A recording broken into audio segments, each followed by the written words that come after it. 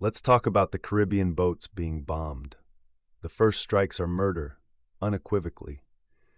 See my series on this Lie Onion playlist for my proof, or read the article in the description that includes full supporting evidence with links.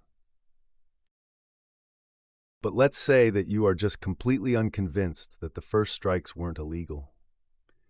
You wholly and completely accept that the president has unilateral authority to call anyone he wants a terrorist, declare we are in armed conflict with them, and then kill them. If you accept that, then you must accept that the second strikes and third and fourth were war crimes.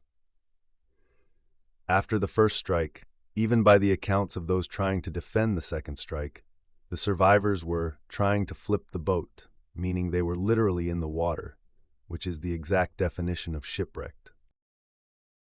And as such, they were hors de combat or out of combat, making the second strike a war crime. I feel the need to remind you that they were never actually in combat, but here we are.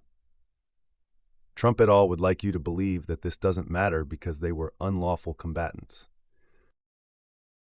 Once again, they weren't combatants at all.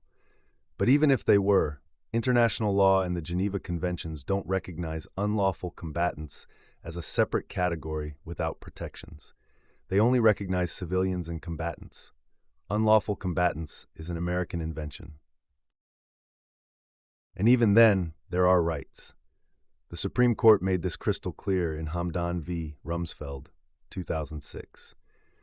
The court ruled that Common Article 3 of the Geneva Conventions applies even to conflicts with non-state actors like Al-Qaeda, and that detainees must be protected from violence, cruel treatment, and cannot be sentenced without a fair trial.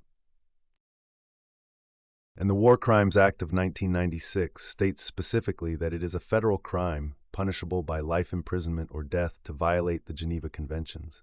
In other words, it is illegal by both U.S. and international law to kill enemies who are out of combat. Full stop. It is logically impossible to be consistent and say they were combatants for the first strike, but then magically say that the laws determining the rules of combat don't apply for the second strike. The framework they invoke to justify the first strike prohibits the second strike. You cannot have it both ways.